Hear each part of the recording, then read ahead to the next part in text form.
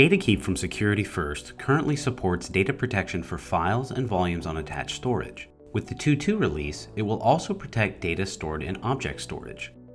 Object store agents are provisioned in the central console using the same key and policy structure as file and volume agents. In this example, a customer creates a bucket or container in AWS S3 object storage and sends data through a standard API. The object store agent acts as a proxy for the target buckets, encrypting the data on the client side before sending it to the actual storage location. Additionally, the agent uses patented cryptographic splitting technology that allows you to send pieces of data to multiple locations. In this example, the data is split into 4 shares, but only 2 shares are required at any time to access the complete file. If connectivity to the IBM cloud were to go down, you would not lose access to your data. The object store agent requires some basic information to protect your data. First, it needs the account information and location of the target storage. In this example, we are simulating account data for IBM and Amazon storage and identifying what M-event splitting we will use. We are targeting 2 of 3, where only 2 of the 3 total shares need to be available to access the data. You can see that the data is split between the cloud service provider accounts. Second, we need to create an intermediate proxy account as the target for the API commands.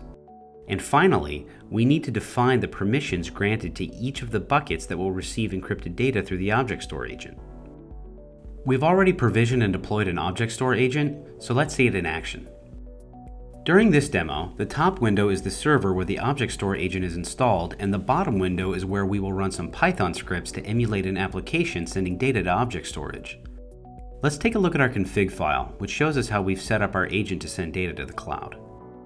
In this case, we've given it our intermediate proxy account information and set the cryptographic splitting M-event to 2 of 4, with all 4 of the shares going to a single location for simplicity. Now what we'll do is import the information about our intermediate account along with the password used for authentication. We'll also add in the policy information we need in order to create buckets. In this example, for a bucket called Object Demo. For this demonstration, we will simulate some basic functions that people would do. Then we'll show how that looks in the IBM Cloud Object Storage GUI. In the bottom window, we'll create the bucket Object Demo. Now, let's try and create one we did not set permissions for called Object Demo Denied. Here you can see the policy is invalid and the agent will not create the bucket. This is because the agent will look at the policy information in terms of who can create buckets in object storage and whether or not they can read and write data to them.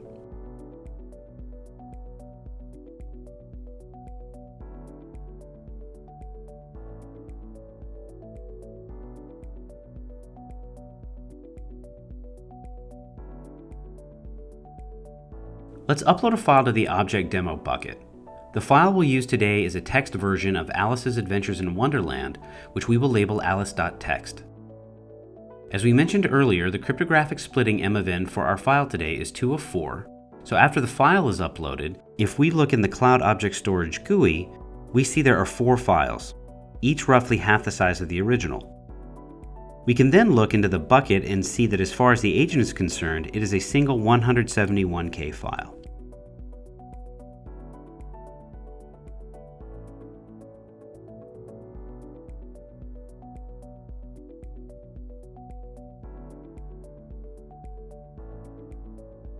Let's clean up any files already existing on the server, then download our file alice.txt from object storage and ensure that any 2 of those pieces can come back together and recreate our original file.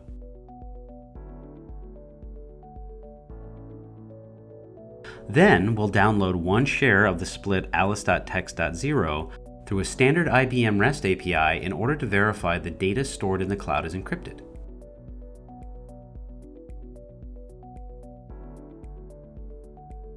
After the files are downloaded, we can run a diff command against alice.txt and the original file and see if there is any difference between the 2.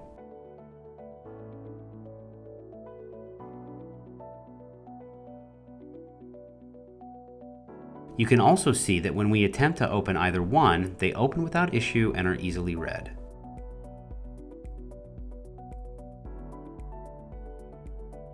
However, When we attempt to open alice.txt.0, which is only one of our cryptographically split shares, we see that the data is encrypted and unusable.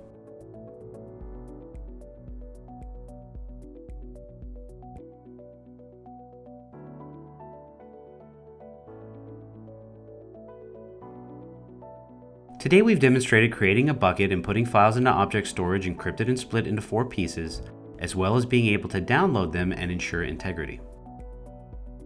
The last thing we'll show today is that in addition to protecting data through the agent, we can also delete the files in the buckets as well.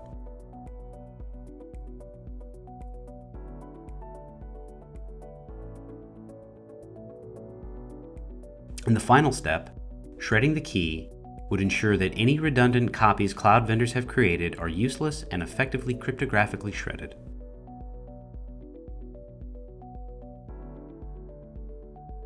For more information on DataKeep or the Security First Partner Program, please visit us at securityfirstcorp.com.